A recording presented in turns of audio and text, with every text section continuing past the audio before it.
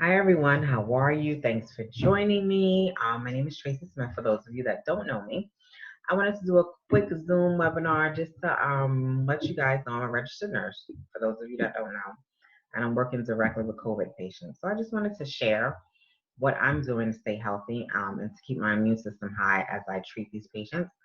A lot of healthcare workers are getting sick. A lot of people are developing symptoms that are treating this patient. So I just wanted to share and put this out there for my other healthcare workers that are working with COVID patients or anyone that's coming in contact with them, or even just the general population, just the steps you can do on a daily basis to keep yourself healthy so you're not taken over by this crazy illness and virus.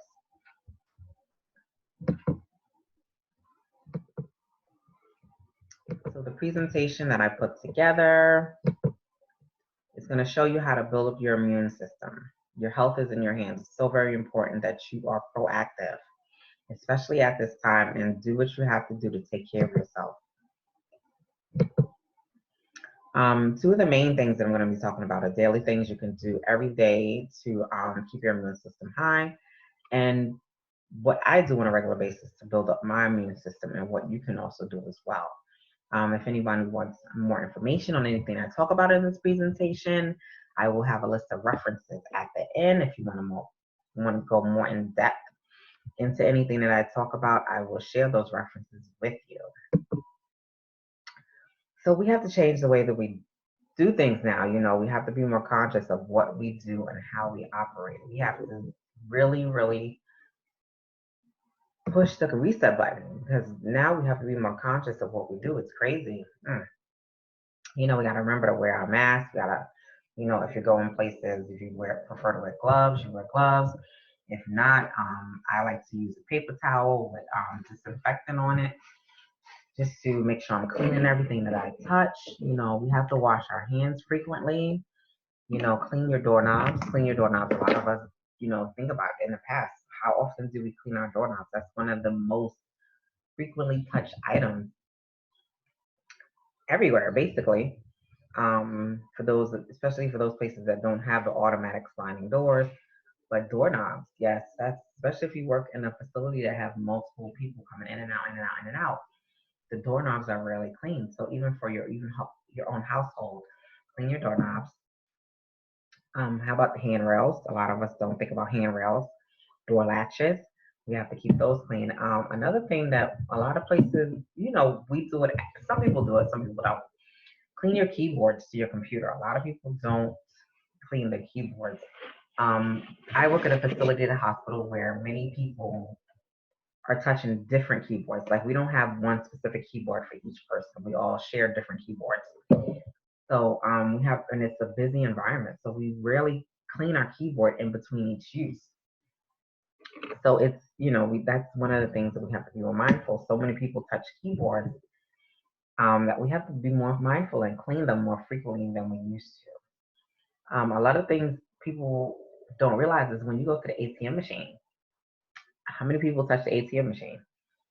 The buttons and the screen. So we have to be mindful. We have to clean that as well, or not even clean it. I don't want to say we clean it. That's not our job to clean it, because it is a public machine. But what I like to do is I like to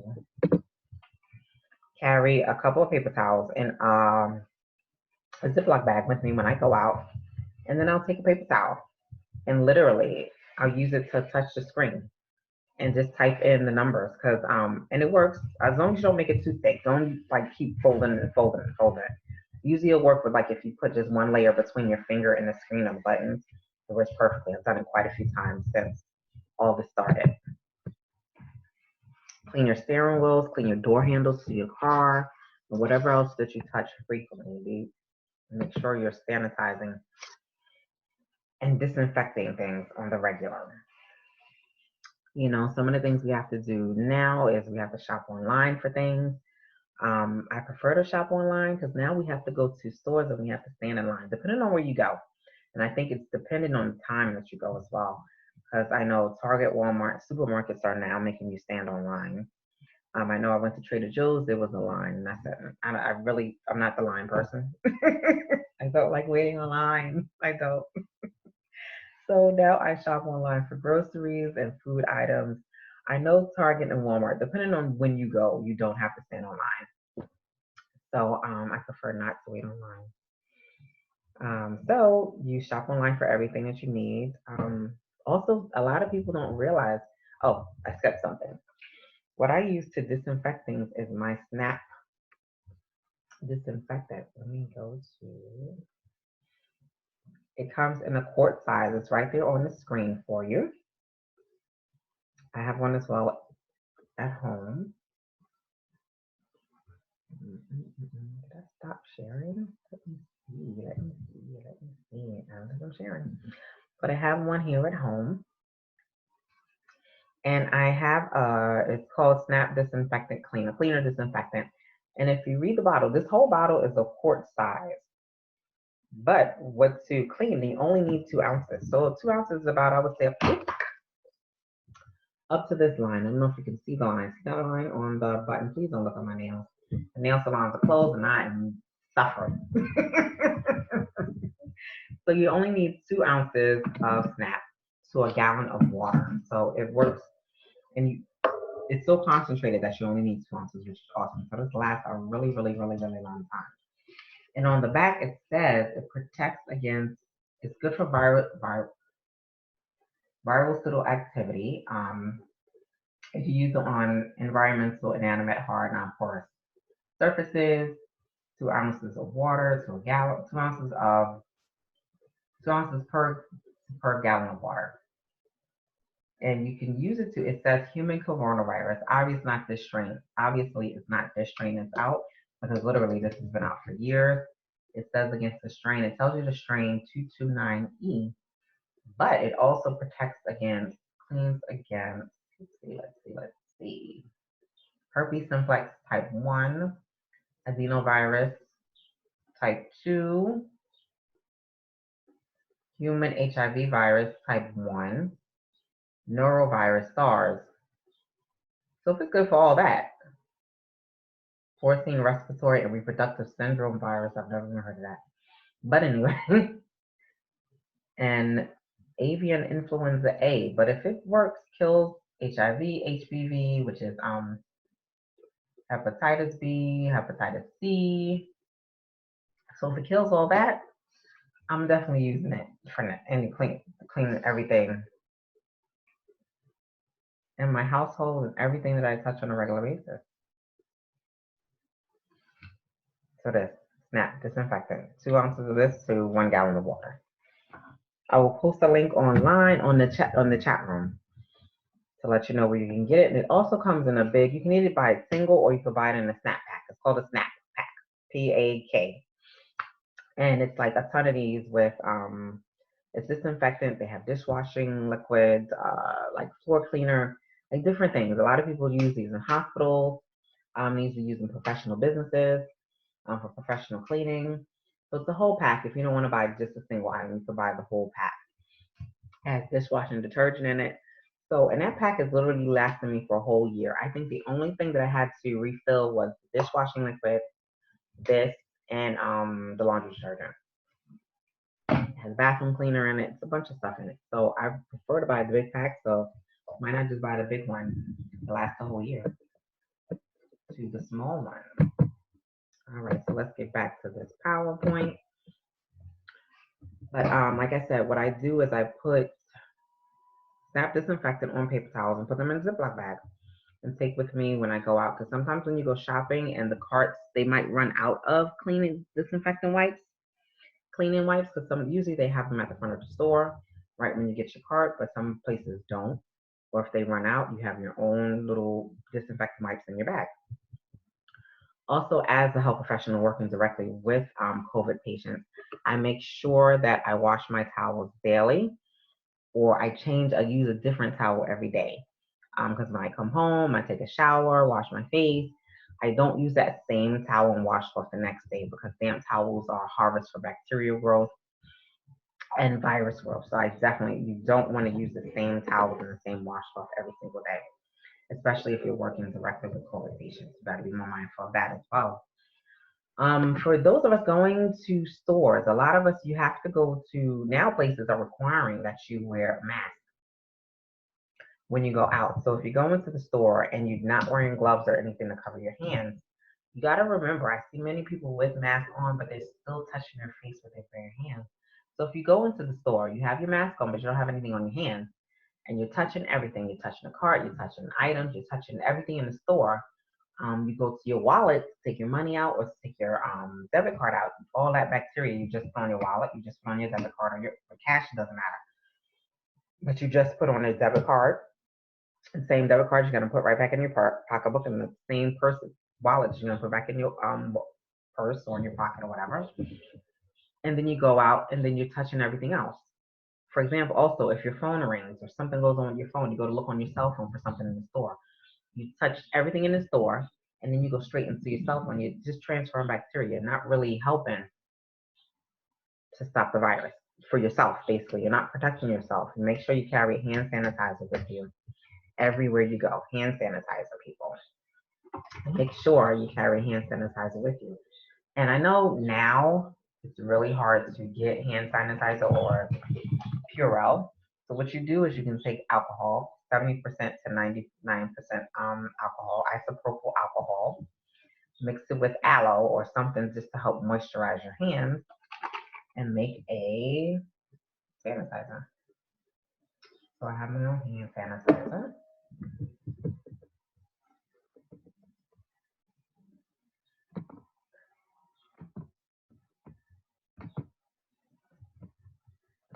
So be more mindful of what you do and how you do it. During this time, you can get loads of sleep. This is the best time to get sleep because most people aren't doing anything at home. They have a lot more downtime. So this is the best time to catch up on some much needed sleep. Many of us are constantly running around, and when you get very little sleep, it depletes your energy and your immune system. Take control of the things you can control. You can boost your immunity at home. Take your supplements, take your vitamins, take your nutrients at home. Try to eat healthier. I know it's hard because now you're sitting at home and you're bored and you're like, you're taking several trips to the fridge or to your kitchen. Try to, watch what you eat. I know it's hard. Trust me, I know. So, but that's the way you can boost your immunity is eating healthy, exercising on a regular basis.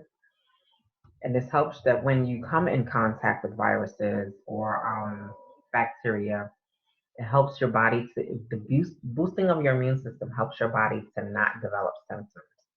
Like for many people who are a lot of healthcare workers are having, we treat these patients and they're developing symptoms, they're becoming positive, they're getting sick. And then you have people who are COVID positive but don't develop symptoms. So that's what you want. You want to be able to boost your immune system so that if you do become COVID positive, you can at least not develop symptoms because your immune system is high and it's fighting it for you.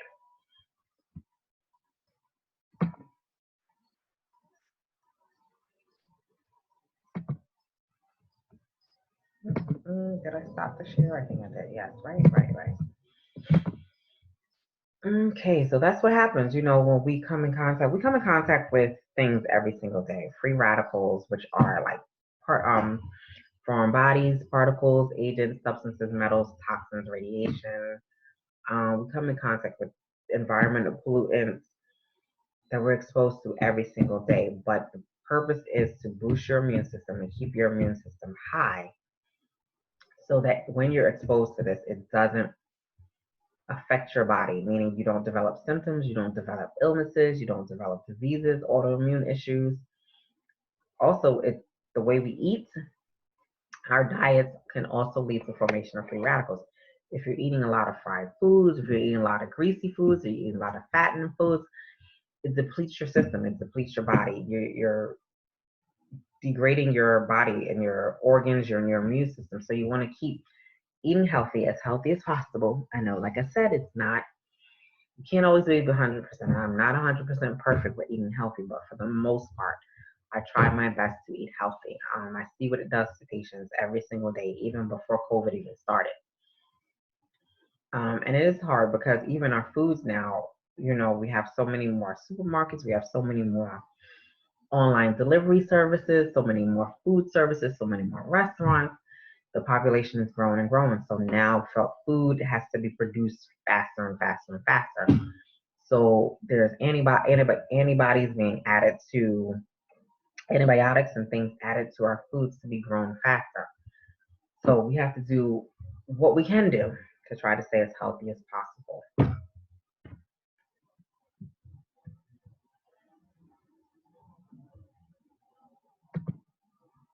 I'm going to share my screen because this picture I actually got from work. But this was a while ago though. But when I was cleaning out my phone recently, cleaning the pictures out. I saw them and I was like, I can put this in my presentation. So I'm going to show you. It says, what have you touched? And this was mainly for healthcare workers. It says, what have you touched?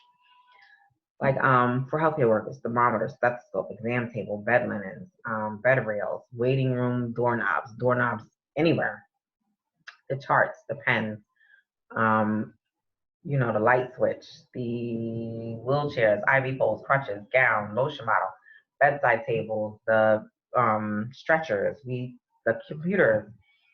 We touch everything, and it says viruses and bacteria can live for several hours on many surfaces. So think about, what did you touch today? And think about when you were working, if you work outside of the home regularly, think about before all this started. Think of all the things you would touch during not just 12 hours or even an 8-hour day.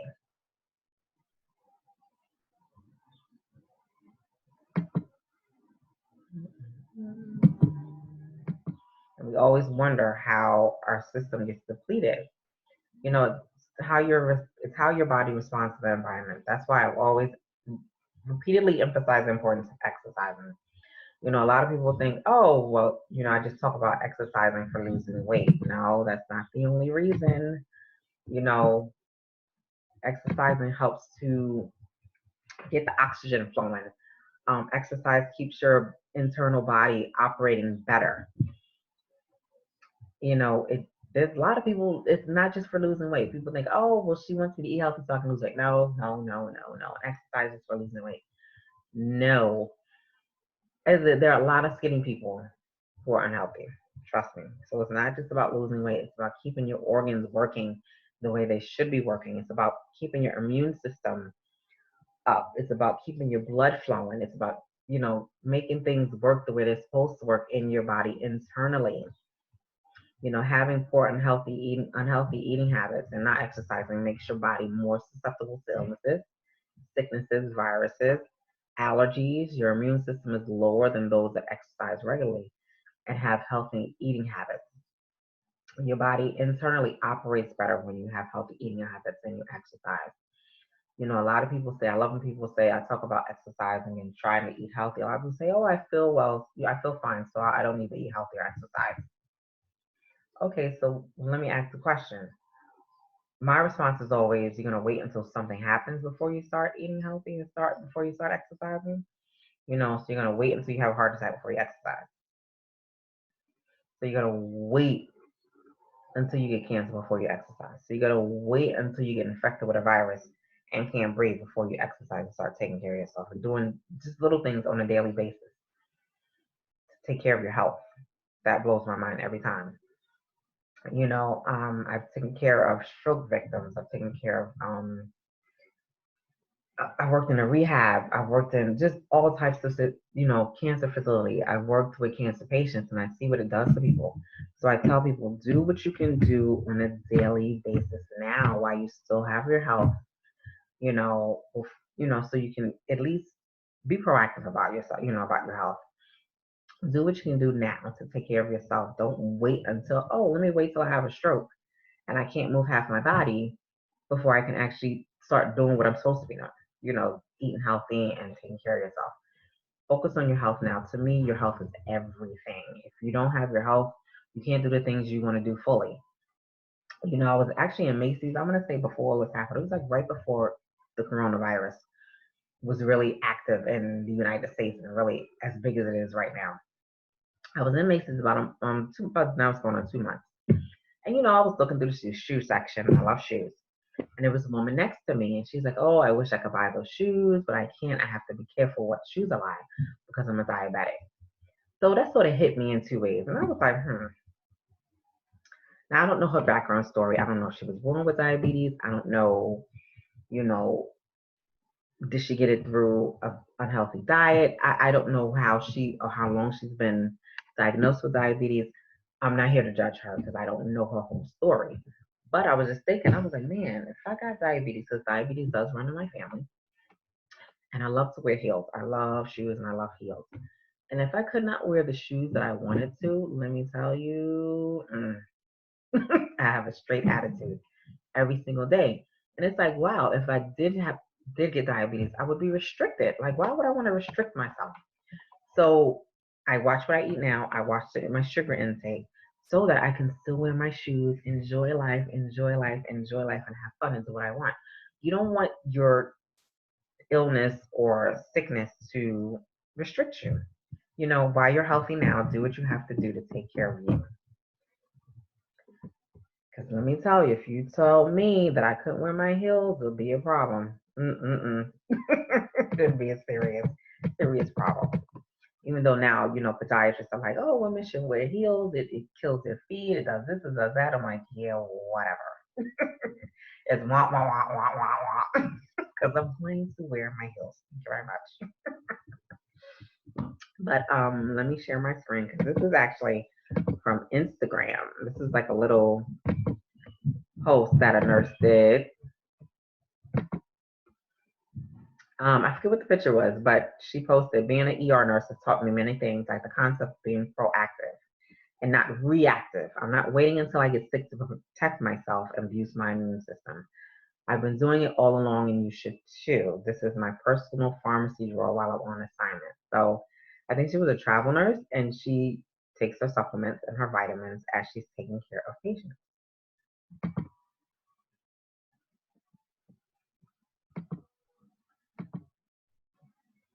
This is actually a post from, I was reading an online article, and this is from an anesthesiologist taking care of COVID patients.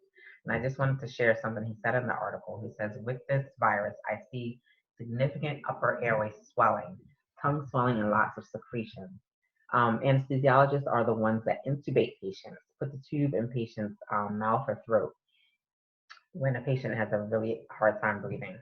When I start to put the tube in, that gives an opportunity for the virus to release into the air. The patient's airway is wide open at that point, no mask or anything.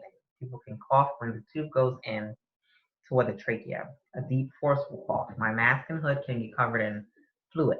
Usually it's tiny droplets. Aerosols, virus can float around. You're basically right next to the nuclear reactor. I go in confident and fast because if you miss on the first try, you have to do it again. And then you're bringing out a ton more virus into the air.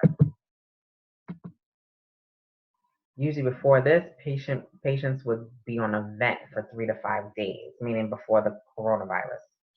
Now we're seeing 14 to 21 days. Most of these people have acute respiratory distress syndrome.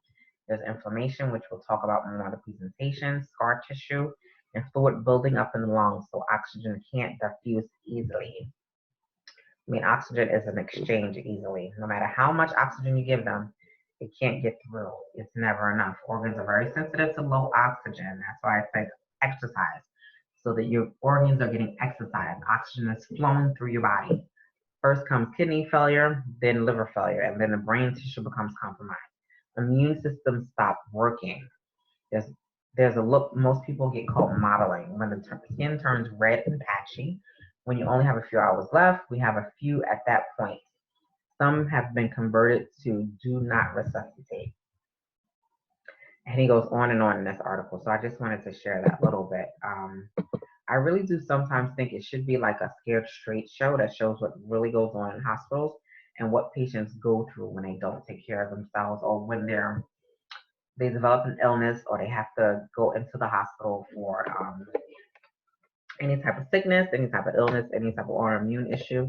I really do think, or when it has a stroke or aneurysm or something, a heart attack or something like that, I think there should be some type of show just to show from beginning to end what a patient goes through when dealing with that, so people can realize that it's no joke. You know, it's not nothing to play with. So while you're healthy, do what you have to do to stay healthy. Now, inflammation, we're going to talk about that really fast. This is where it actually activates your immune system, meaning it causes your immune system to kick in. When inflammation happens, our body, we can have inflammation anywhere in our body. You know, inflammation causes so many things. It causes allergies, eye disorders, asthma, diabetes, infection, injuries, psoriasis, obesity, lung cancer, breast cancer, cardiovascular disease. It causes so much. When your immune system is activated, it's though your body's defenses have entered a search and destroy mode. So when inflammation happens, it's like a foreign invader enters into your body, and your immune system wakes up and says, okay, it's time to go to work. It's time to fight this invader so we can get rid of it.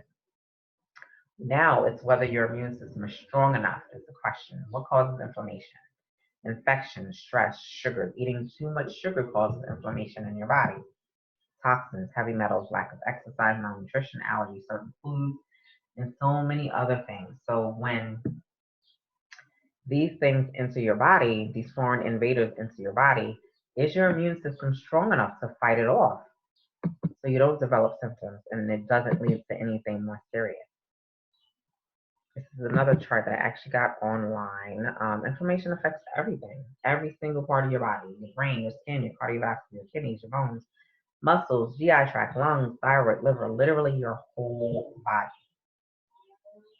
Inflammation is at the root of practically all known chronic health conditions. So it's up to you to be proactive and take action.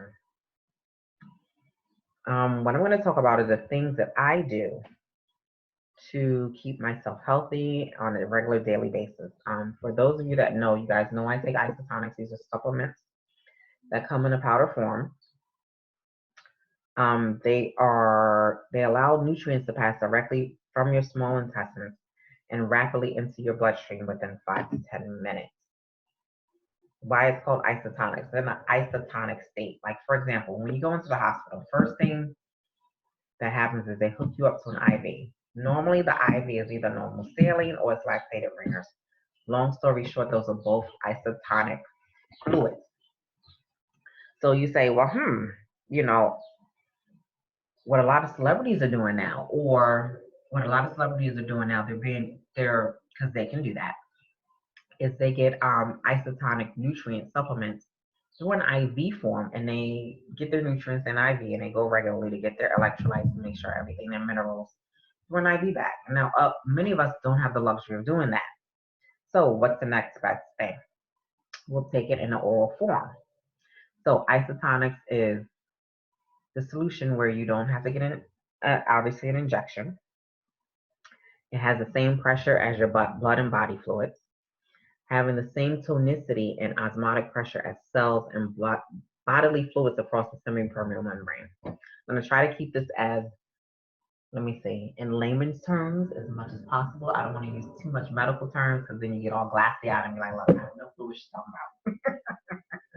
So I'm going to try to keep this in pure non-medical terms. Isotonic delivery system focuses on the delivery of nutrients. They focus on the delivery of nutrients to where it needs to go as fast as possible. So you actually feel and see the results. 95% of the content arrives to the area where the body can use it. They add in nutrients that form synergistic formulations to the main nutrients so that they can work better and faster. That's what I love about it, is the fact that when I started taking these, I felt a difference within 2 weeks. I was like, wow, all right, cool. Because I was buying stuff from, supplement stores, that are out in the community, and I was buying stuff online, mainly out in the community, and I wasn't feeling anything. I was like, my stomach hurts because they were all in pill form. And I was like, I feel nothing. I still feel the same way that I did before I started taking this stuff. So normally when you ingest a daily vitamin or nutritional supplement tablet, it takes up to 4 hours for the body to digest and absorb the nutrients and the vitamins. And many times it doesn't even absorb digest the whole supplement. You only get a little bit of a large percentage of the nutritive value is lost. So you only get a little bit of nutrients from your supplement because they have fillers, binders, colorings, artificial colorings, and coatings. Look at your supplement. Does it say?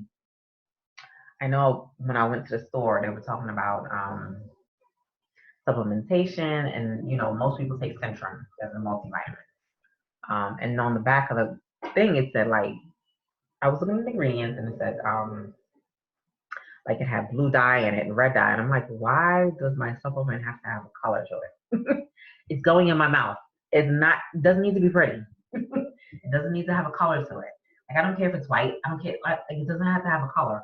Why does it need to be blue? Why does it need to be pink? Why does it need to be yellow? Why does it need to be red? I don't get it.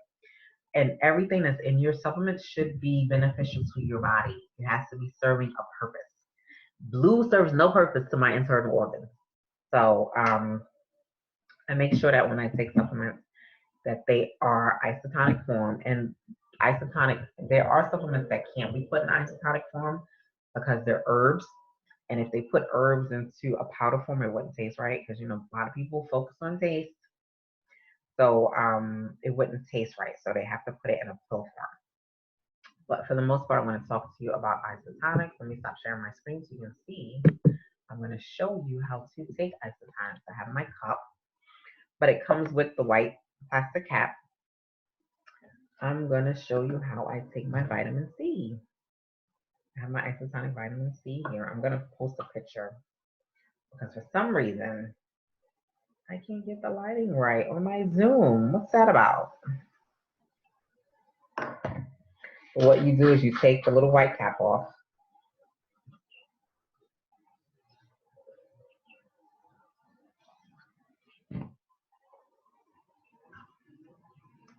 And then you take water. It can only be mixed with water. It cannot be mixed with juice. It can't be mixed with soda.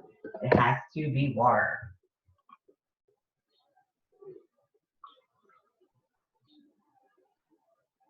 That's it. Easy peasy.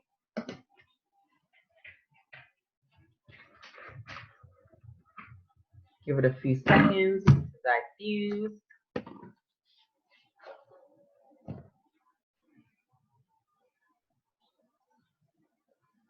And then you drink it up.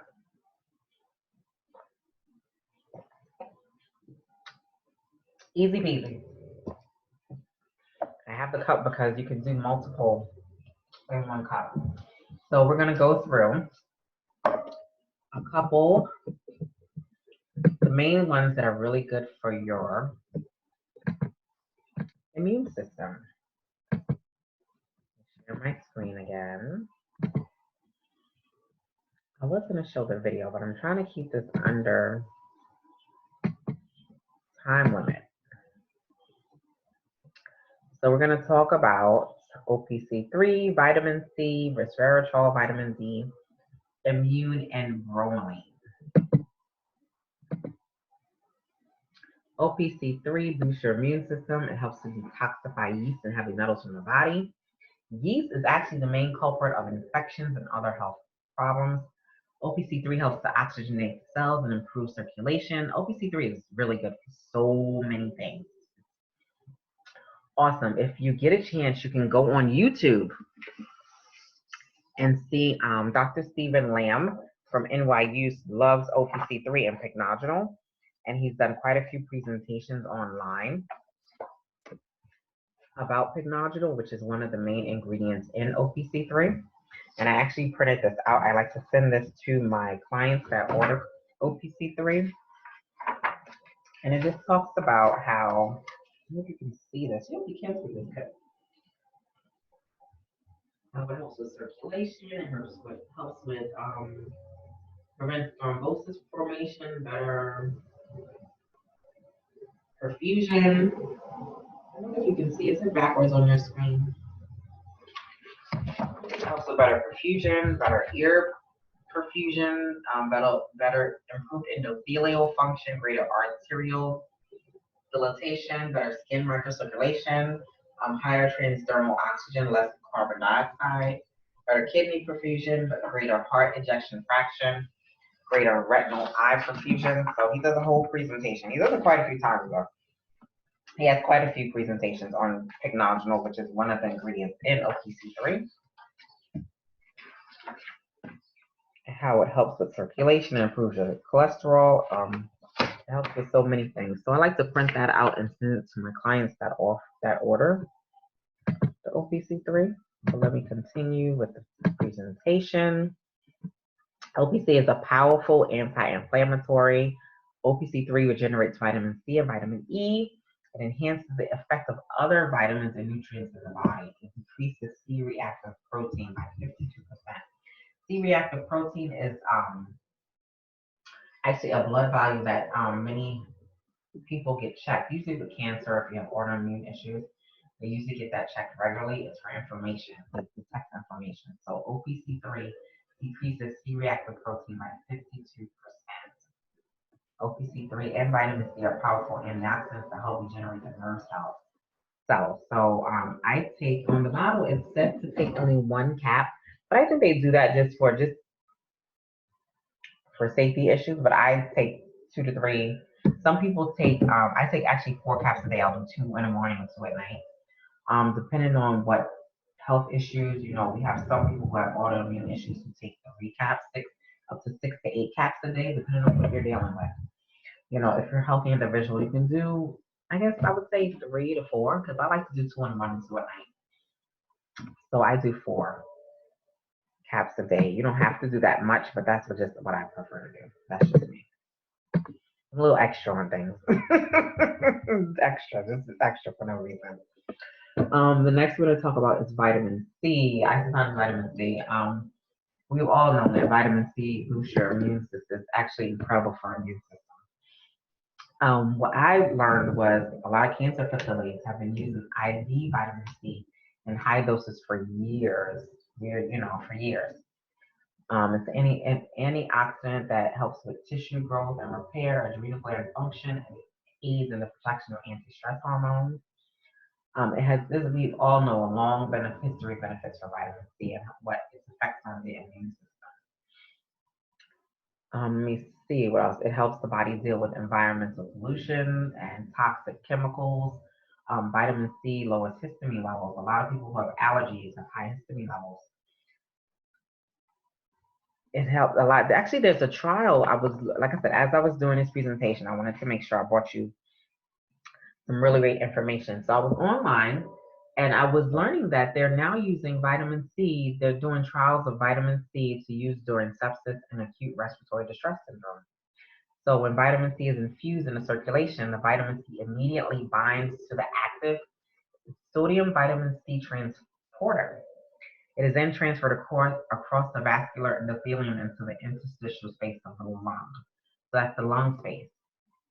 It is then picked up by the active sodium vitamin C transporter of the alveoli. Why can't I talk? The alveoli epithelium. That is where gas exchange happens in your lungs, and it's then pushed into the alveolar space.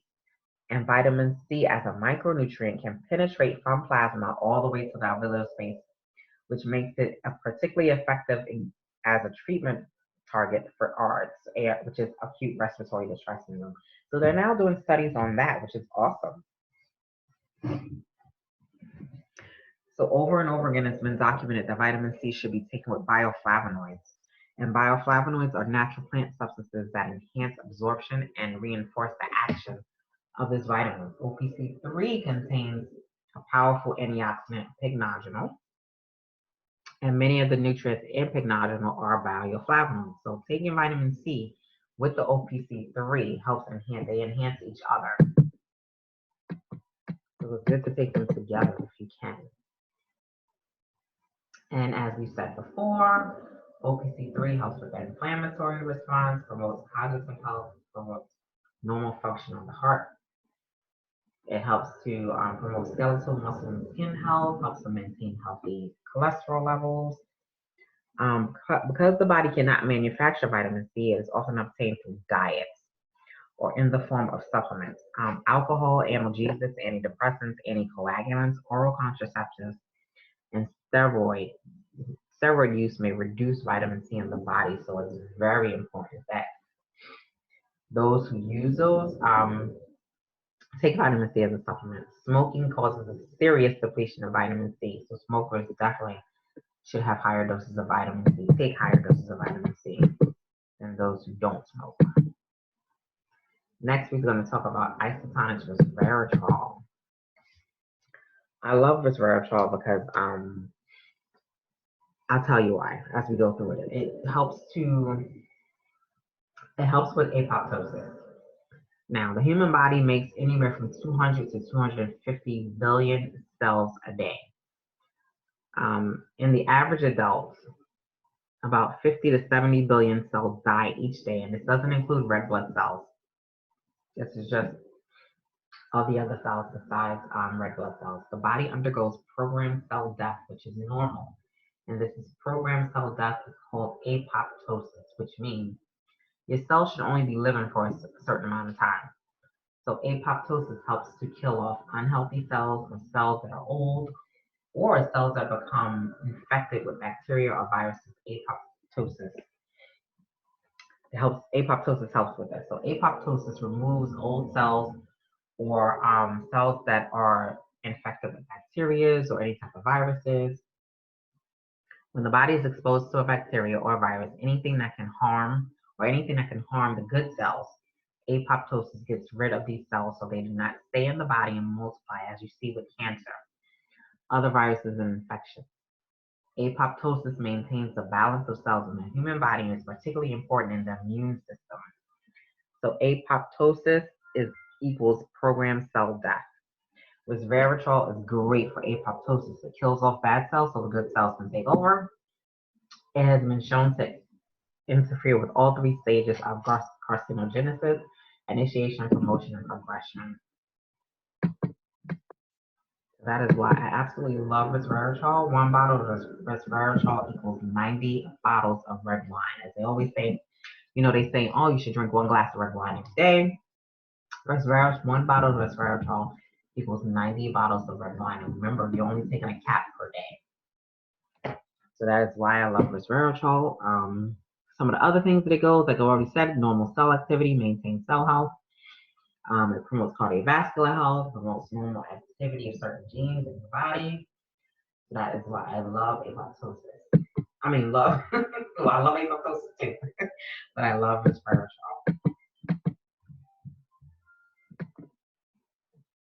All right, next we're moving right along through this.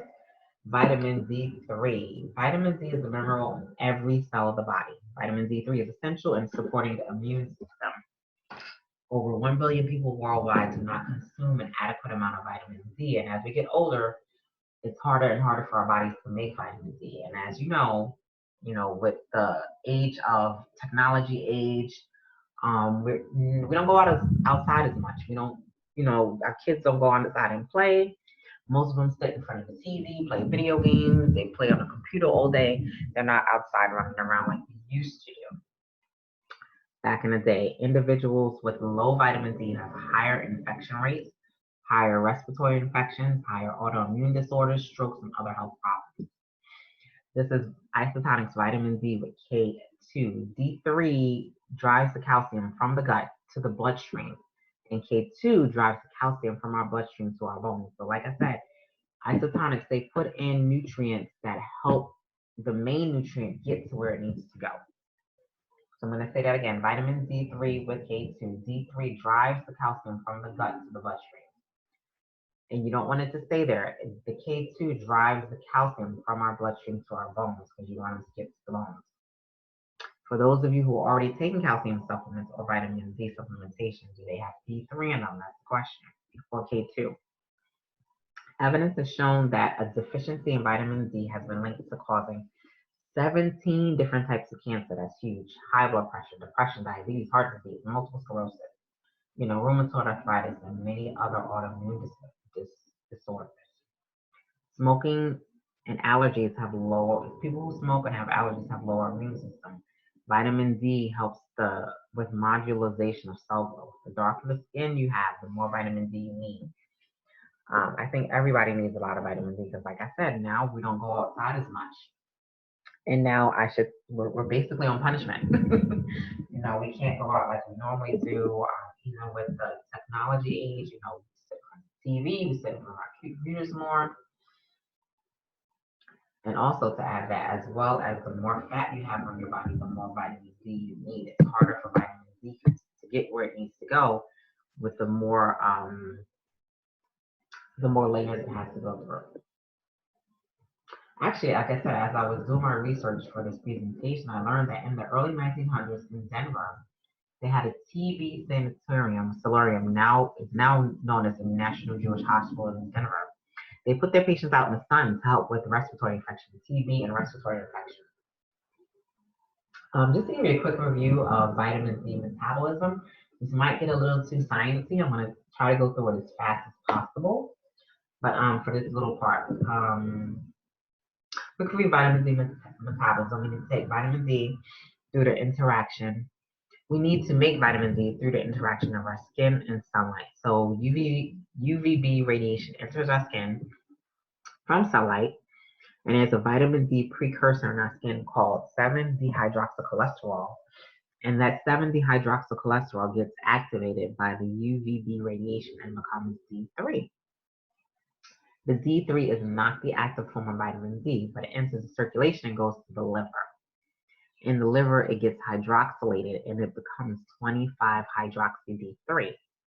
This is still not the active form of vitamin D, but it is the most abundant form of vitamin D in our body. To become the active vitamin D, it goes to the kidneys, where it undergoes a second hydroxylation, where it now becomes 1.25 hydroxy D3. Once this happens, it can do its job and increase calcium absorption in our gut and put calcium into our bones. You can get some dietary vitamin D from the things that you eat, but not much. Like I said before, with the computer and digital age has moved us further from outdoor behaviors. So vitamin D deficiency still exists, and actually exists more now than it did, back in the day. There is an abundant amount of literature that's associated with vitamin D deficiency. And how vitamin D causes cancer, autoimmune diseases, neurologic and psychiatric diseases as well, cardiovascular, infectious, TB, influenza, viral upper respiratory infections. Dermatologic, even called skin disorders, respiratory diseases like COPD, asthma, chronic sinusitis. If you're a male and vitamin D deficient, you are 50% more likely to have a myocardial infarction. That shocked me. That was something new that I learned while putting this presentation together. I was like, wow. Like I said, I have the references where I got all my information from at the end of this presentation. If you wanted to, read more about it or learn more about it, anything that I talked about during this presentation, please look at the references. Why is vitamin D associated with so many diseases? Because vitamin D is on every cell of our body. Every cell of our body has a vitamin D receptor. And vitamin D is a factor that can express up to 2,000 genes that we know of so far. And it's called epigenetics. This is called epigenetics. It's to learn this next paragraph. I learned this while I was doing my research. It turns out that respiratory mucosal cells not only contain vitamin D receptor, but they also contain the 25-hydroxy D1 alpha hydroxylase, which is an enzyme which we thought was only in the kidneys. They only thought it was in the kidneys that activates vitamin D, but it turns out it's in the respiratory mucosa, can activate vitamin D. Vitamin D promotes, I'm going to say this wrong, I know it, cathelicidin production.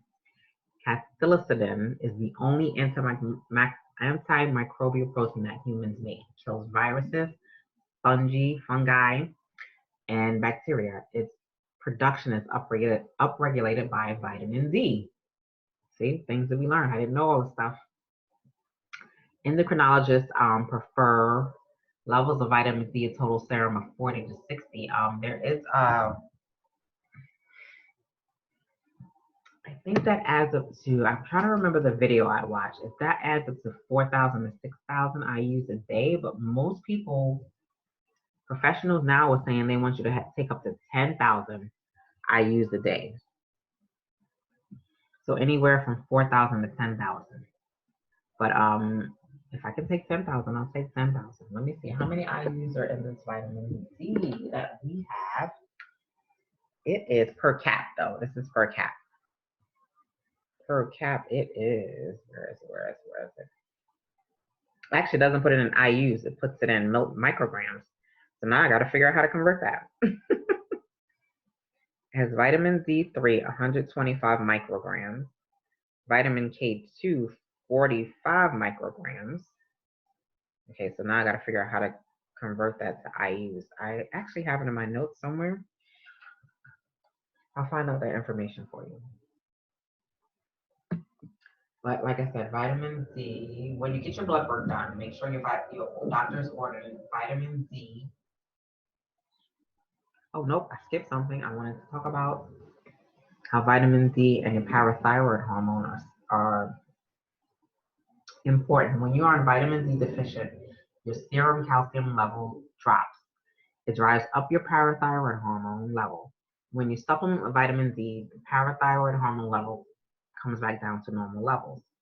When your parathyroid hormone levels are too high, this can lead to bone and kidney problems. And that's another good reason to take vitamin D, to make sure your parathyroid hormone levels stay normal. When you get your blood work done, make sure your doctor is ordering vitamin D 25 hydroxy total. Even though this is not the active form, but this is the best you can get right now for the representation of what your active vitamin D level is. There is not a test yet, as far as I know, as far as from the research that I did, there's not a test yet to test for the 125 hydroxy vitamin D, and that's the active form, the acetate. But it might be coming soon. It should be coming soon. We're in the year 2020. It should be out yet. But it's not available yet. But vitamin D is also helps to maintain blood pressure. It helps promote the elasticity of blood vessels, helps maintain cardiovascular health, bone health, immune health, as we talked about. So vitamin D is very important because it's on every single cell in your body. I think we have maybe 2 more to go through. Wellmune. IG is a form of beta glucans which boosts the body's natural immune response by promoting the beneficial activity of macrophages, T cells, natural killer cells, which engulf and destroy pathogens and foreign matter as they enter the cell. When viruses enter the cells, the enzymes of the beta glucans engulf the viruses and nicely escort the viruses out of the body. Immune is also great for mental clarity, healthy energy levels, and vitality, as well as your immune response. Next is bromelain. Bromelain is a protease enzyme used in cancer. The Cancer Centers of America use this often. It pulls protein into the cells and helps with cellular healing, which helps reduce inflammation in the body and promotes healthy blood circulation and pain relief. You know, inside our bodies, many unhealthy cells disguise themselves from the immune system using a protective protein shield. The proteolytic enzymes like bromelain can blast this protective layer, promoting the removal of cellular debris, allowing the immune system to do its job. So bromelain brings good protein in the cell and helps every cell and heals every cell in the body. So bromelain is important for your immune system as well. Curcumin Extreme provides protection levels much higher than vitamin C and vitamin E. Glutathione is considered the master antioxidant in the human body that protects the brain and the other body tissues from free radical damage. It supports the production of enzymes for glutathione production. Glutathione recycles and supports vitamin C and vitamin E. Curcumin promotes apoptosis of healthy cells. That's another one with the resveratrol. Curcumin works inside the cell. It stops precancerous changes within DNA and interferes with enzymes necessary for cancer progression. It blocks toxic compounds from reaching and reacting with body tissues, and it has shown to inhibit the spread of HIV in laboratory tests. So glutathione is a powerful antioxidant that's produced in the liver. The largest stores of glutathione are found in the liver, which it detoxifies harmful compounds so it can be excreted from the bile. Glutathione is also found in the lungs and the intestinal tract. This is very good for your immune system as well. Curcumin extreme. Now, curcumin extreme doesn't come in an isotonic form. It comes in a pill form because remember I said there's herbs and nutrients that if you take it in a powder form, it doesn't taste good. So they have to put it in a pill form in order for it to for you to be compliant with taking it, as I should say. So curcumin extreme helps promote normal cell cycle activity, helps support normal detoxification activity, and helps maintain healthy glutathione levels.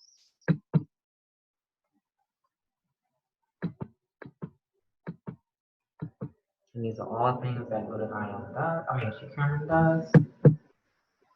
And that's it. That's it for our presentation. These are the references where I got my information. Some of them are also YouTube videos you can watch. So while you're home, you know, you have nothing else to do, your downtime, you can watch these videos.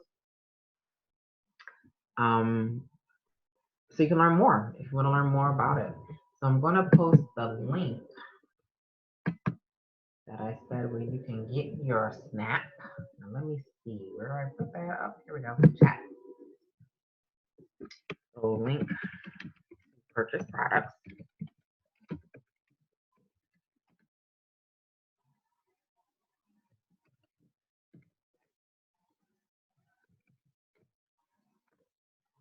Like I said, if you have any questions, do not hesitate to contact me.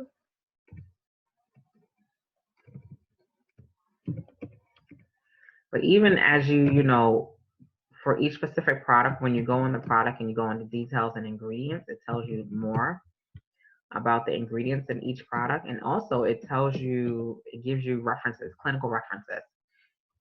Like if you want to learn more about the product, more about the ingredients, it gives you if you scroll all the way to the bottom under details and after ingredients, I think it's clinical references. So you can learn more about each product and what it does and why they put certain ingredients together because they synergistically help each other become more powerful and work faster. So that's it for our presentation. Thank you for joining me. Hopefully I didn't take up too much of your time. And like I said, if you have any questions, please contact me, or even I'm going to send the link out to, I'm going to send this link out to watch this presentation, or if you have any family and friends you want to send the link out to, please share it with them because COVID is nothing to play with. Coronavirus is nothing to play with. I see it on a regular basis when I treat these patients. It is not something you want to get. Trust me. You want to avoid it at all costs. So have a wonderful weekend and good night.